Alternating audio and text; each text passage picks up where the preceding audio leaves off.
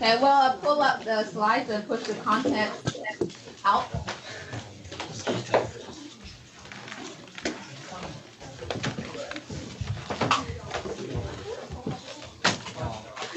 So we have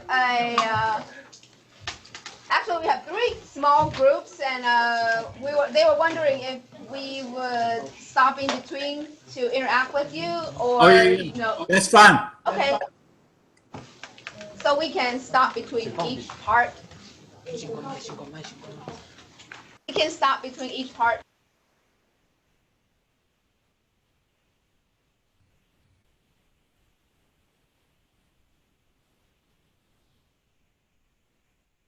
Do you have any questions?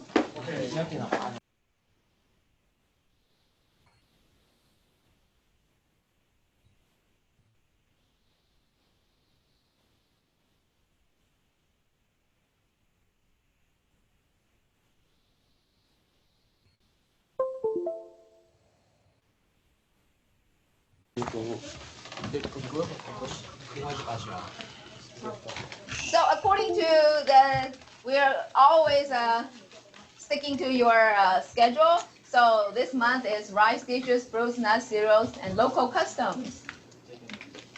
Hello. Today we are going to introduce rice dishes and fruits in Taiwan. Rice dishes.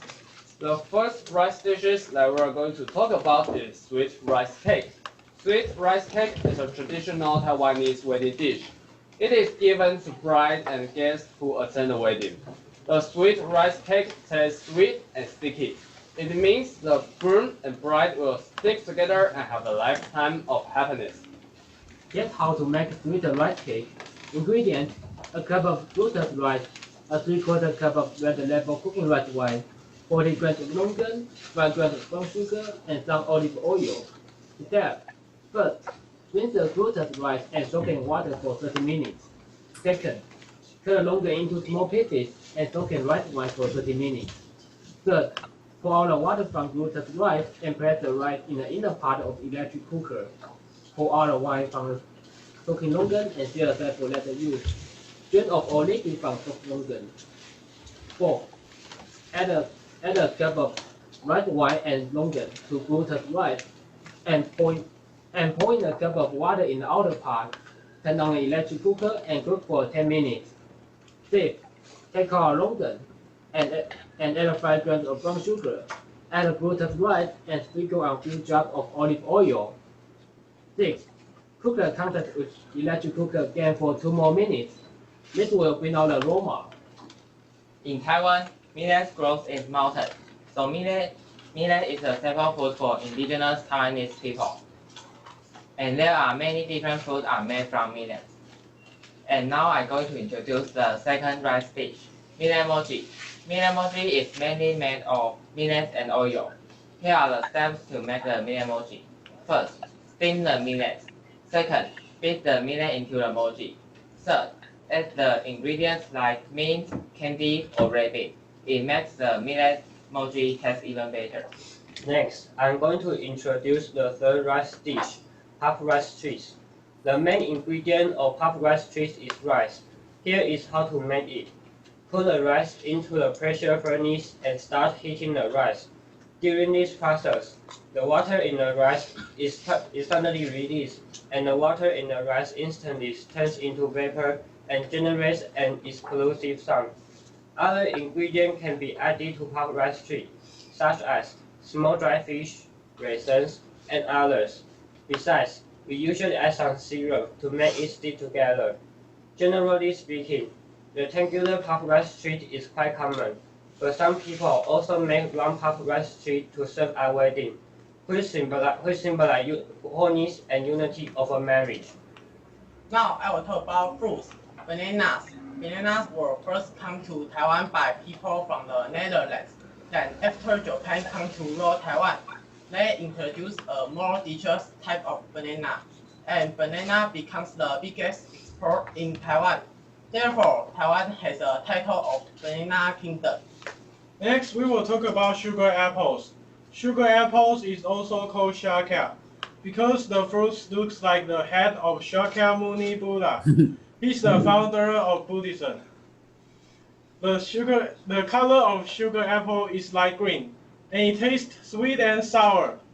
Sugar apples is not only tasty, but also good for our health. Sugar apple contains a lot of vitamin C and calcium. Do you have any questions of this part? Yeah, I have a couple questions. How big is a sugar apple? Um,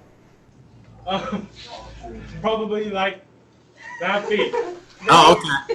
And then how do you cut it up? I mean, how do you eat the sugar apple? It is soft, so we can just Okay. Break it apart. Okay. it Yeah, apart, yeah. I've seen the popped rice before. Now in the United States, we have like Rice Krispie treats, which would be similar to that, but we use marshmallows. Did anybody ever put marshmallow cream in between for their popped rice? Do you know marshmallow? Yeah. Do we put marshmallows into the popped rice?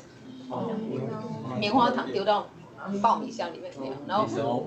No. What do we put in there? Rice dishes. Popped rice. Right. Syrup. Syrup, molasses. Okay. Yeah. Yeah. Okay. That's what makes it sweet, then, right? Yeah. Okay. Because in the United States, a lot of people will make it's rice, but it's pop. It's not like pop like yours, but they'll put it with marshmallow cream, or they'll melt marshmallows and put it together, and it's sticky, but it's actually really it's very good. Now, and what is in the first one where you had the sticky rice? What was the name of the stuff that you put in step 5 besides the brown sugar? Start with the L. Oh. Okay. This one? This No, one? no, before that. Okay, yeah, in step 5 there, what's that?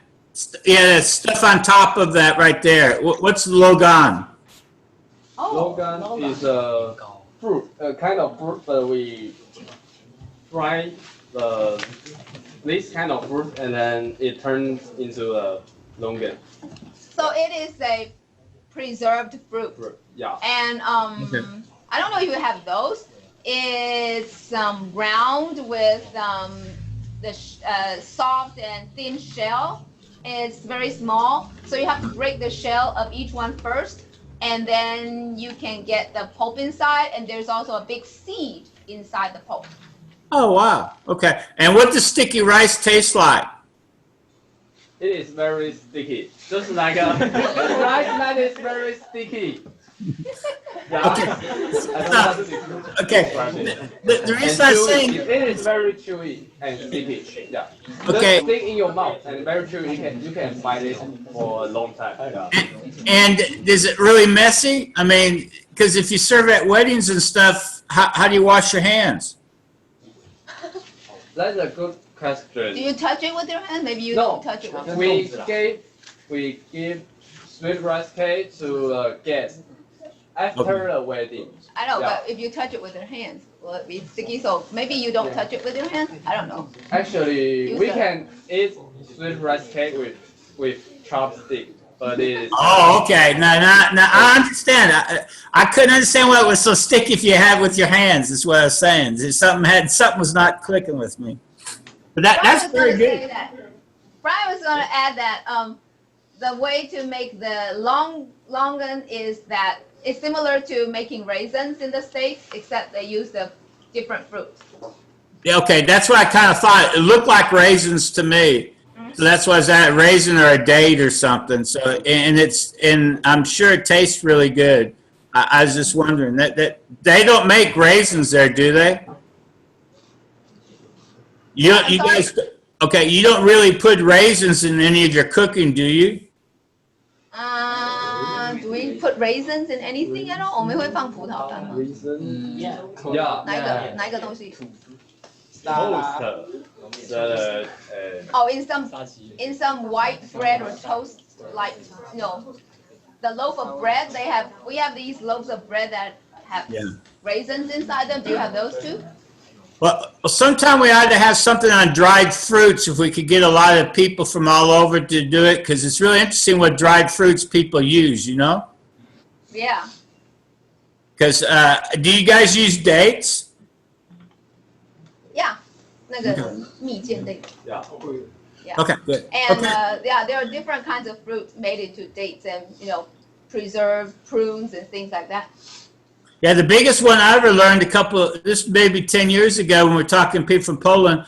In the United States, we sell a lot of Polish pickles, which are cucumbers that are pickled, you know, but they call them pickles here in the States. And everybody eats them on everything.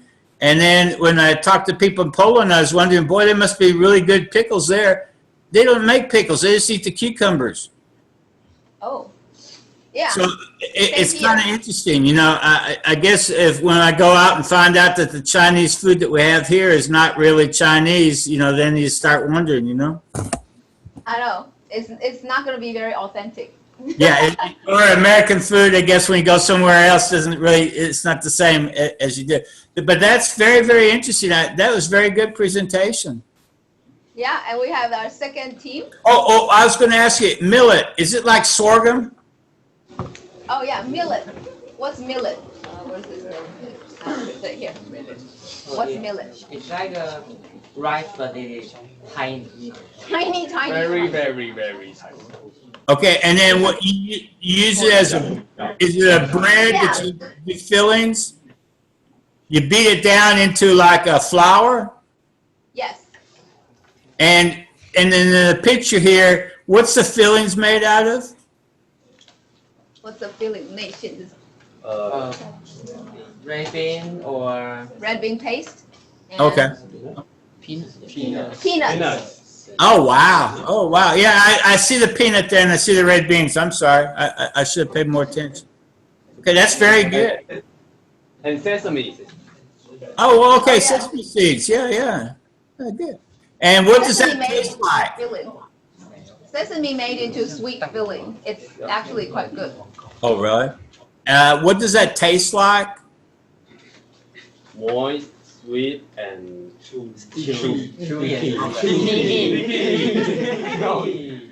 And when would you eat this? anytime. anytime. Yeah. As a snack or dessert, right? Yeah. And if do you buy them in the store, or do you still make them at home, or what? We can buy it in the store and you can make it yourself. Okay, and It's a I lot guess of trouble, I think, right? Yeah. It's a Yeah. lot of trouble. You have to, It's a you lot of know, trouble. you have to grind all the millet, you know. yeah. So how much would that cost, and what size would you buy them in? I mean, I imagine you don't buy them one at a time, do you? Do you buy them like several? I think they also come in boxes, right? Yeah, how many boxes? Okay, and many how are much? in box- How much would a box cost? 30 It's a- and 30 little of those. Are they bite size? 就是像一口那样。 Yeah. Okay, so like maybe bite size and 30 of them. And how much is that box? 这样一盒要多少？30个。台币多少？30个。他的在30个。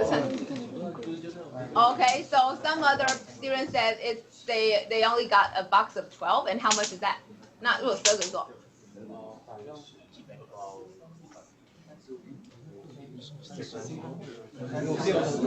啊 So how much is it? 一盒大概多少钱？一两块。 2 US dollar. 有这么便宜吗？ Yeah. 60块有30个模具，哦12个。Okay, so 12 little bite-sized mochis for $2 US. Yeah. Wow. Good deal? Oh, that sounds pretty good. Yeah, that's reasonable because you can't buy hardly anything in the States under $2 anymore. And it's Really? like, oh yeah, things have gotten very, very high. Except our gas has gotten way down because of the gas war. But the food, you know, like little Twinkies and stuff like that are $2 or above now at the convenience store. So it's getting pretty expensive. So that sounds reasonable. But thank you so much. That was very good. Thank you.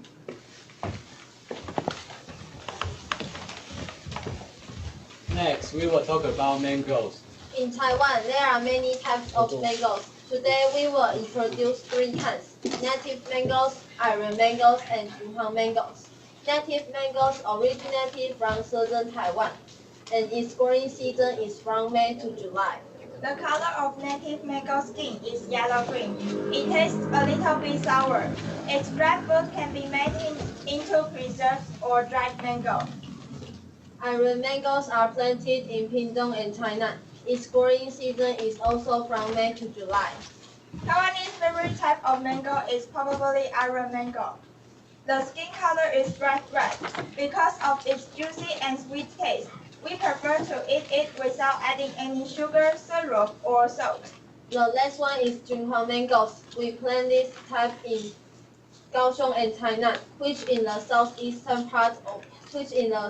part of Taiwan. Its growing season is from June to July, shorter than that of native mangoes and Iron mangoes. The color of Jin-Hwang mango skin is golden yellow. The size of this type of mango is quite big, and there is much pulp.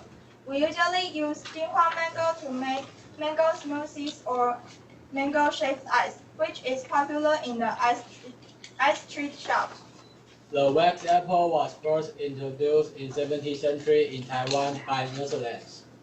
The most popular type of wax apple is black diamond wax apple, because its pulp is bigger than other kinds and is much sweeter and juicy. So many people love the taste of this fruit. Although it is found in Liugui District, Kaohsiung City, it became more popular in Pingtung.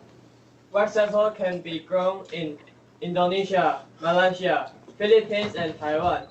It can only be grown in the western and the southern Taiwan. The most famous type of wax apple in Taiwan is the one from the Pingtung. In the past, wax apples could only be grown from May to July because of the damage of typhoons. Farmers changed the way to plant wax apple so it can be grown throughout the whole year. Do you have any questions about this part? Oh yeah, mangoes are very popular in our part of the country too. So mangoes, we have I don't know the different types, but that was very interesting. How popular is mango smoothies and mango ice in Taiwan? How popular? In summer, there have many ice cream shops on the street, and when we went out to eat lunch or dinner, we usually will go to the ice cream shop too after the lunch or dinner. And in the United States, especially in Texas where it's hot all the time, we have a lot of shaved ice, but it's not like ice cream, but it's like ice in a cup, and then they pour mango sauce over it. Do you have anything like that too? We have shaved ice, and it adds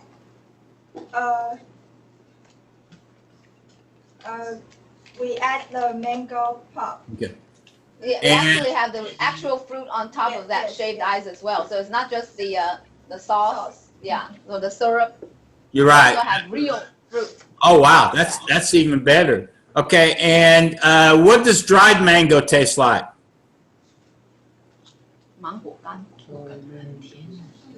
How does it taste? Sweet. Sweet. Sour and sweet.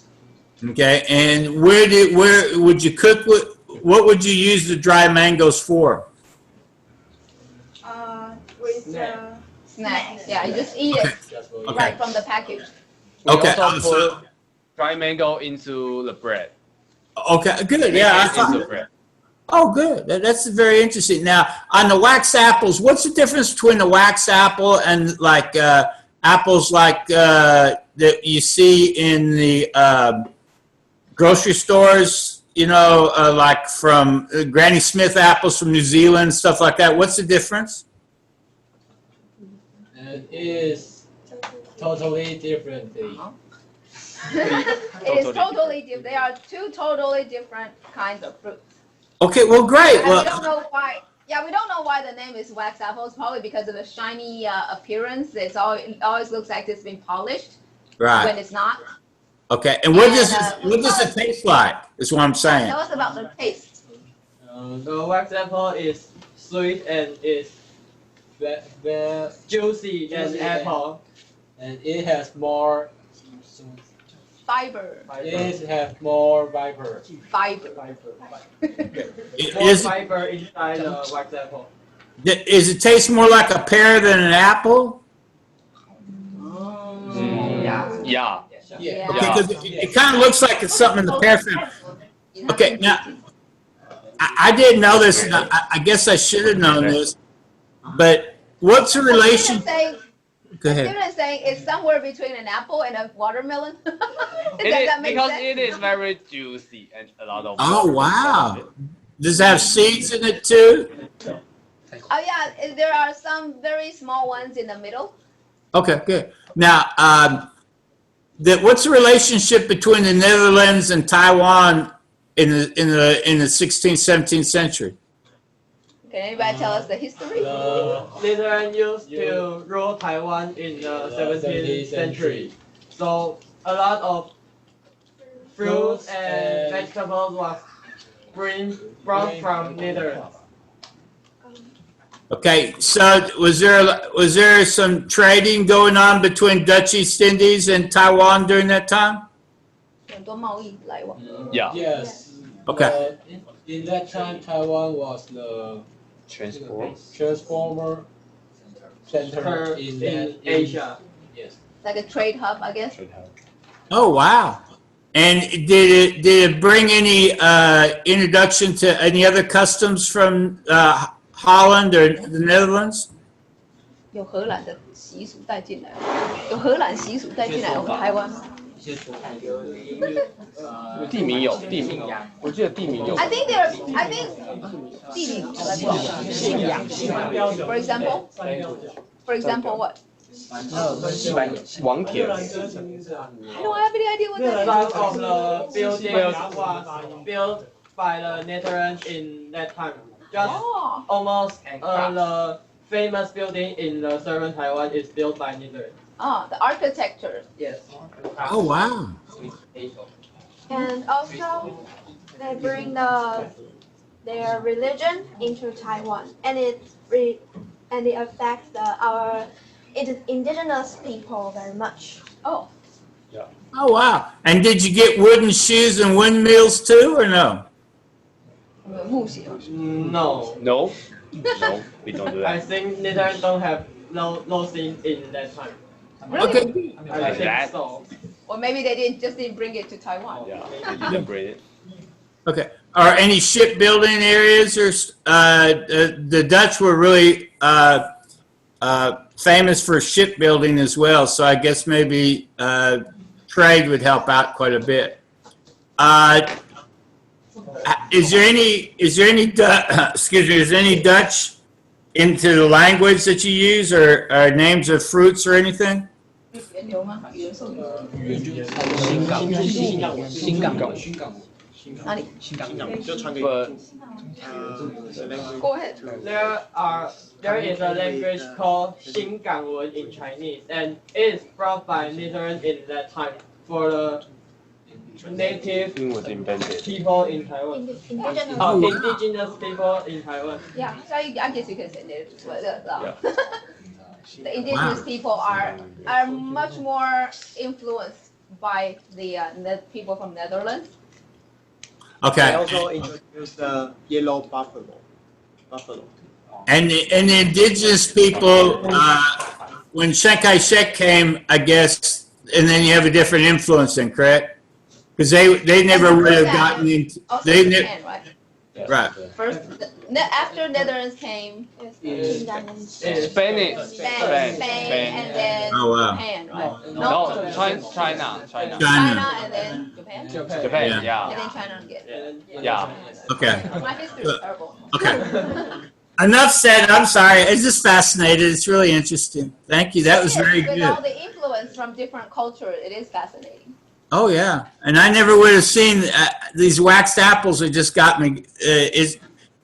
There are how many different varieties of waxed apples? Do they taste any different?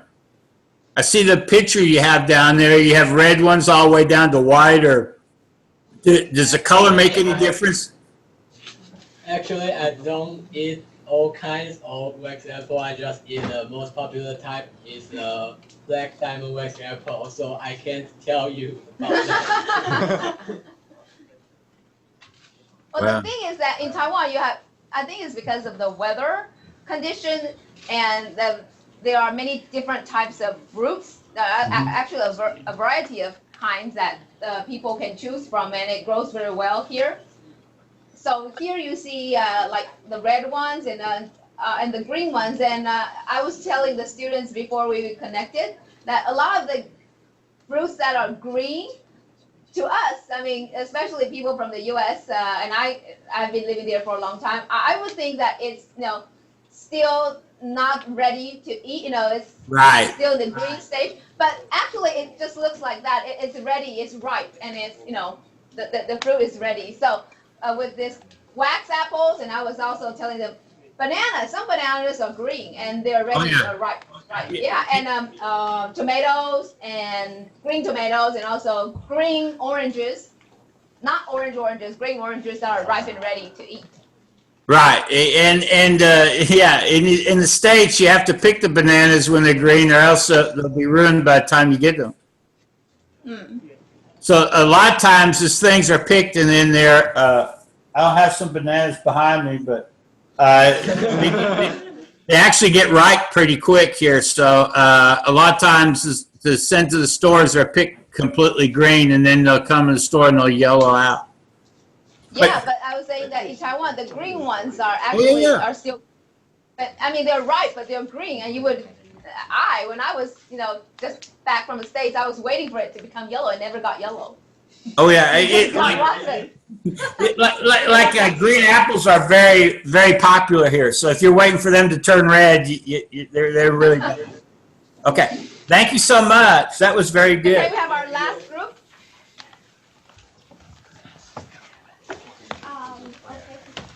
Let me introduce the pineapples in Taiwan. Oh wow. Firstly, I'm going to show the origin of pineapples in Taiwan. Since Qing Dynasty, pineapples were brought into Taiwan by our immigrants from southern China. Yet, the indigenous pineapples were not able to make into canned pineapples. Also, there's not much pulp inside. Therefore, a special species from Hawaii was introduced into Taiwan during the later period when Taiwan was colonized by Japan. This is the kind which we eat nowadays. It is called smooth cane. This type of pineapple tastes tender and a bit sour. Pineapples are used in a number of recipes, such as pineapple cake and pineapple vinegar. It is also made into canned pineapples. Some people enjoy eating pineapples with plum powder and salt. This makes the fruit taste sweeter. Next, I will talk about the origin of rice vermicelli. In my opinion, a successful dish or food not only be delicious, but also allow people to enjoy it anytime, anywhere. However, most food spoils easily over a period of time. Therefore, the preservation of food has become a major focus. Rice vermicelli came into existence because it can be stored for a long time. Make into strip and air dry. Rice won't perish easily. In some areas, there is strong and dry wind, which makes this area important places for producing rice vermicelli. Now I'm going to show you how to make delicious rice vermicelli. First, wash the low viscosity rice and soak it for 3 to 4 hours. Then mill the rice that is soft because it's water absorption into liquid. Pour the liquid into a cotton bag. Squeeze the bag to remove the water. The rice will become a milky white lumpy wet starch block. Break up the starch block and stir the contents.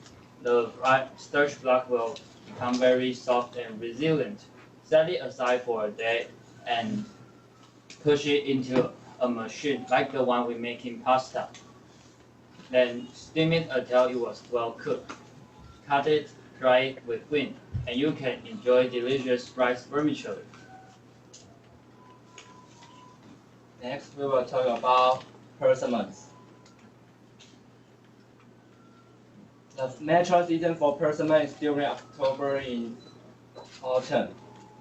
There are two main kinds, sweet and a bit bitter persimmons.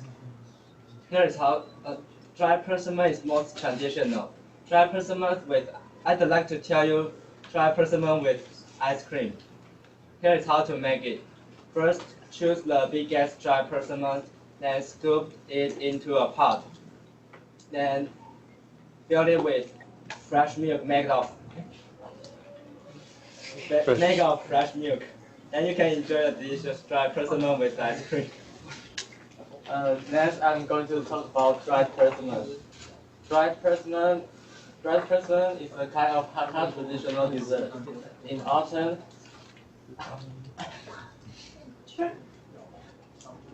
autumn, Hakka people peel the persimmon and put that in bamboo basket to drip dry that for about 10 days. After that, they crush the persimmon and it is done. When the temperature drops, the surface of dried persimmon will form a layer of persimmon sugar, and it is good and healthy for our lungs. In the past, dried persimmon was a kind of expensive dessert and not everyone could enjoy it. Therefore, another kind of Hakka traditional dessert was invented. In Hakka, we call that gahi ban, and it means fat dried persimmons. Thanks for your attention. Do you have any questions? Yes. What did the original pineapple taste like from Taiwan? The origin one? Yeah, the original ones. Well, I mean, you said that they were introduced by immigrants, but what did the original pineapple taste like? It's an indigenous pineapples.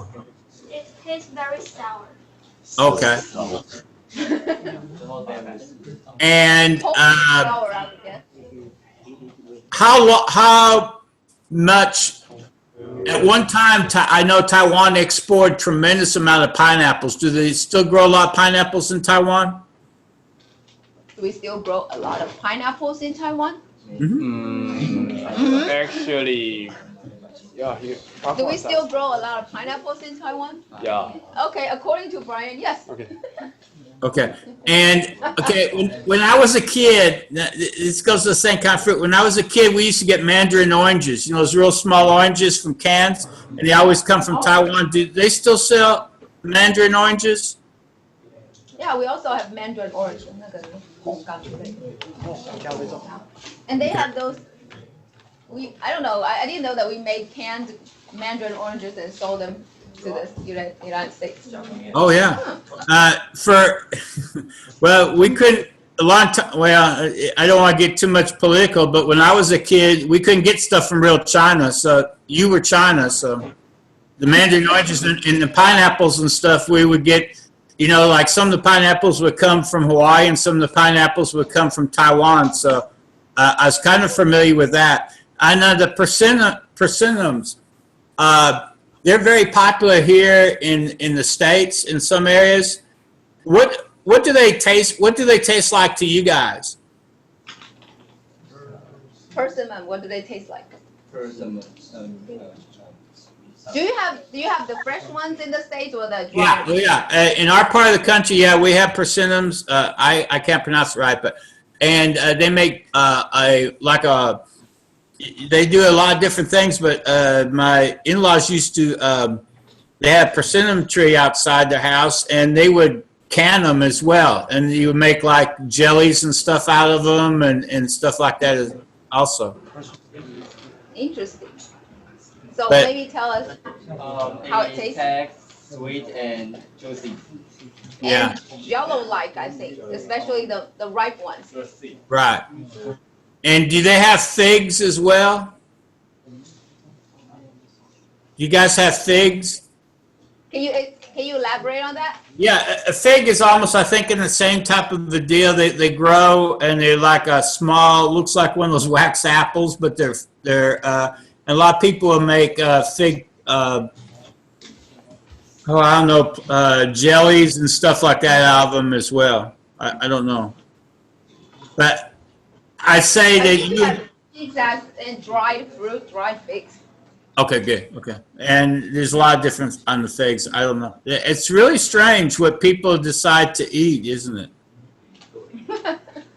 I didn't even know they had persimmon with ice cream inside. I guess people just thought, well, why not hollow out the dried persimmon and stuff scoops of ice cream inside and make that into a treat. Oh, yeah, yeah. Do you guys make your own ice cream or do they just buy it at the store? Does anybody make ice cream on their own? 会自己做冰淇淋吗？没有。I used to make it, but Really? it's hard. It's hard. You know, one time we have your camps, you ought to have get a homemade ice cream maker and do it because it's really neat to have kids do that.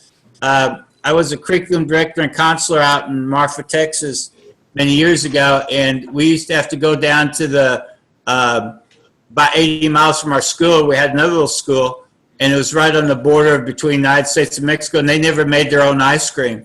So we'd go down once a month and we'd have kids make ice cream, and they were really, I didn't know this was actually make ice cream, and it was really kind of fun. Do you have an easy recipe for us? Oh yeah, I can get you a bunch of recipes. It's not too terribly hard, and you can make it a lot of different ways. But we even have a couple old buckets where we have an electric one and we have a hand crank one too. Wow. And but ice cream was made. If you ever make ice cream that way, you'll never buy ice cream at the store because ice cream at the store doesn't taste near as good. Ooh, wow. I guess things are so, I mean, everything, life and everything is so convenient here. Most things are store-bought. Oh, yeah. And I would assume it's the same with rice, that vermicelli, if you made that yourself, boy, that must be really good for you. Does anybody make rice vermicelli? No, that's just too much work for people nowadays. It's like I understand that completely, but you see what I'm saying? Your great-grandmother, it's just something that your great-grandmother does or your grandmother. Oh, wow. And you mean nobody makes that and put in the starch block and all that kind of stuff? Good stuff. Does your grandmother make that anymore? No. Not even your grandmother? Wow. It is so complex. Probably my grandmother. Now usually it made in special territories with strong winds. Oh yeah, and there's also a limit because you need strong wind to dry that. So there's a location, geographic limitation to that. Oh, wow. But does it taste just like regular noodles? Like we would eat noodles out of wheat for vermicelli. Would it taste the same? And you would put stuff on it just like you would put, or you just eat it plain? It tastes just like rice, but it's in noodle shape. Okay. And if we were to put like, chicken on top of it, or you would put some sauce on top of it, would you put some sort of sauce or something on top of this, or would you just eat it plain? How do we cook it, or how do we serve it? We will make it, boil it into the water, and then put some salt inside the water, and it's the light dishes about the vermicelli. So you have rice vermicelli soup, and there's also, some people will fry the rice vermicelli like fried noodles. Yes, and put the pumpkin, the pumpkin inside the vermicelli. Oh, wow. Vermicelli. In fried vermicelli, some people add pumpkin to that. Wow. Now, I know in some Chinese cuisine and some Korean cuisine, they would have like that in noodles inside of the soup, and then they would have chicken or meat inside that as well. But it'd be in a broth form or a soup form, I guess. So it must be very popular, but boy, that would be labor intensive. That would be old school. Well, the cooking itself is not as labor as. Oh, I was talking about making the noodles. But the production of the entire vermicelli is the hard work. So cooking it, people can purchase and cook it at home. That's fine, and cook it into all different types of dishes. I was thinking just making the noodles that way would be really labor intensive. You couldn't really work outside you couldn't have a job and do that because it'd take you all day to be doing this. Exactly. Wow. Someday you might want to see how many of their parents both work. How many of your students' parents both work? So if your parents both work, raise your hand. Both of your parents work. So that's about almost everyone except 1, 2, 3, 4, 5 students. Okay. So we have how many here today? 20? 20, 25? So a fourth or to a fifth of the students, only a fourth or a fifth of the students are, not with both parents working, and 4/5 of the students have both parents working. But do you think that because in the States here, it takes so much money to both people work? It's pretty much common, I think. You think that's changed how we eat our food and stuff, though, too? What do you think? What do you think? It's because of the lifestyle, and also with both parents working, is that changing the way you eat? Maybe. Yeah, because Also busy lifestyle that makes us less. Because of the busy lifestyle that make Taiwanese and the families between the family members they are hard to find the time to eat together and have a talk during the dinner time. Yeah. I think that is many difference between the past time Taiwan and Taiwan nowadays. Right. Now, let me ask you a couple other quick questions. How many of you eat your whole family together for your supper or your evening meal? do you eat dinner together, the whole family together? I don't know. Twice a week. Twice a week? Once a week. Twice a week. Twice a week. Only once or twice a week. Can that be possible? And let me ask you this. How many of the kids get home before their parents do? Do you arrive home before your parents? No. Okay. And what time? Who arrives latest? Who arrives at home? Arrives home late? You? Okay, yeah. So most of them had other studies in addition to our program. They also have the cram school deal and everything. I think we heard that before. Yeah. Right. So I was going to say, where do they eat their dinner at then? Where do you get dinner? Home. A restaurant. So you can tell about the convenience of life in Taiwan? Because there are a lot of restaurants around schools or somewhere you study like cram school. There are always a lot of restaurants around it, so it is just small diners. Some of them are probably not big restaurants. They're just small food shops. Some stands, food. They're somewhere between a stand and a small family diner, and you can grab food and or eat there and hurry along. Okay. So what time do they go to school in the morning? What time do you ask? What time do you mean the? Okay. For breakfast, do they eat breakfast at home or on the go before they get to school? After we will arrive at school. Okay, because here in the States, we're having some problems because I told you we're not going to have school for 6 weeks, I guess. And a lot of people eat their breakfast and lunch at school because we have free lunches and stuff. So now they're delivering lunches to people, which is interesting.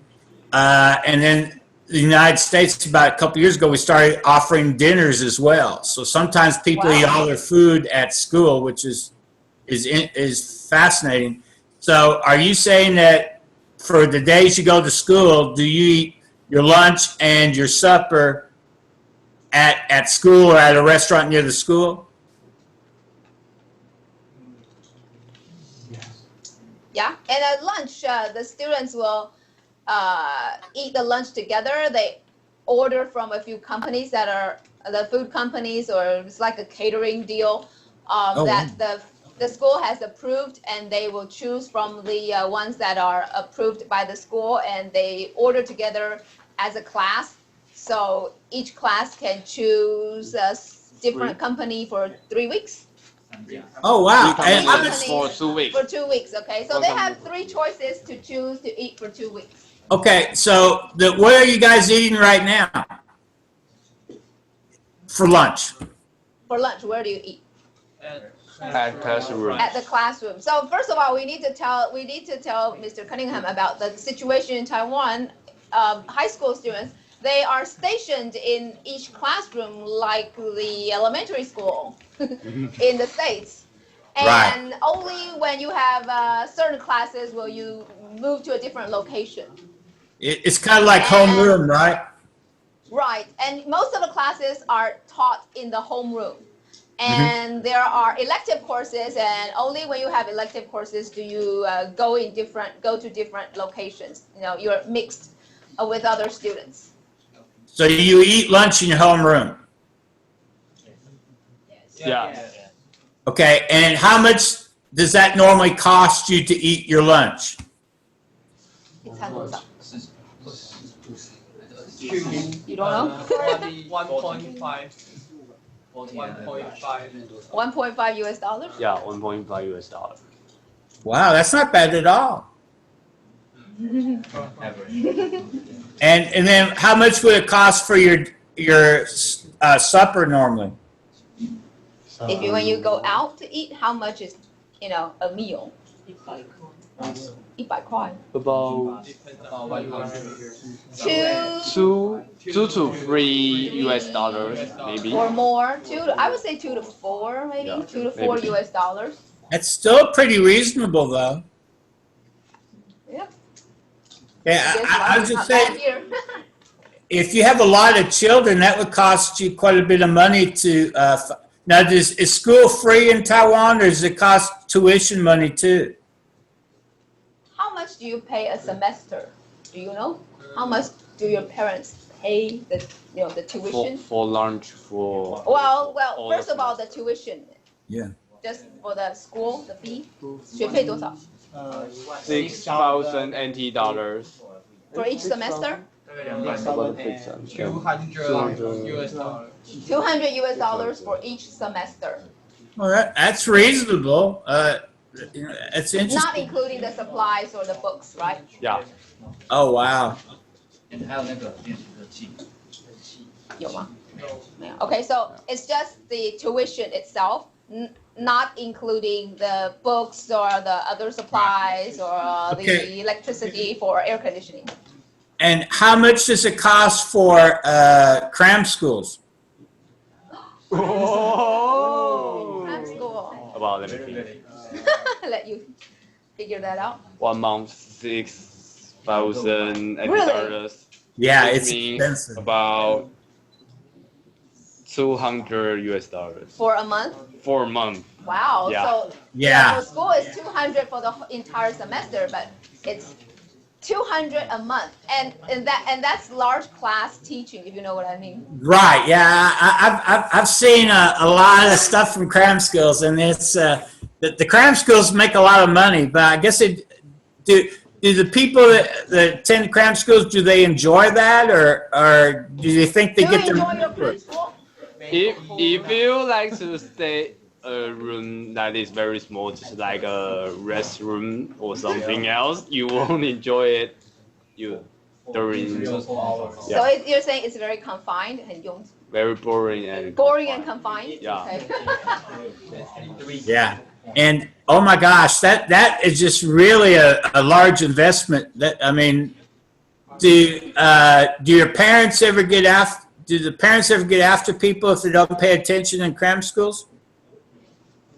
Do your parents do anything, or maybe they monitor you or ask you how you're doing in cram school? Yes, they will. They will. They will. They ask you, and They ask me the how much grades that I get on my test. okay. So they track. Sometimes some parents track their grades and see if they have improved. And what time do you normally get home from cram school? What time do you? 10? So after cram school and then you go home, and when you arrive home it's about 10? Or 11. Or 11? Because it takes 3 to 4 hours a day in the cram school. One class. One class takes 3 to 4 hours. Yeah, I know. And how many students are in your class in cram school? How many? I don't know. There are smaller ones and then there are bigger ones. So the bigger ones are like 100 or over 100, and then there are smaller classes with 20 something or 30 something. My class is very small. We just have 9 people in a Okay. class. Yeah, that is very big. So I that's think called a my tutor. cram school is very good. Yeah, It's a I like tutor. it. It's a Yeah, tutor. well, that's good. Now, in your public school, how many people in your homeroom? How many people in your class? 43. 43? 40. And then how about you? 38. 38? Okay, so it's somewhere around 38 to 40 something. And Mary, how many kids are in your class when you take your elective? In my elective, Yeah. they're 25. Okay. So electives will be a little bit smaller than the homerooms then, correct? Yes. So that's the goal that we're heading. In the past, it used to be the same. I mean, it's just, for the kids to choose what they want.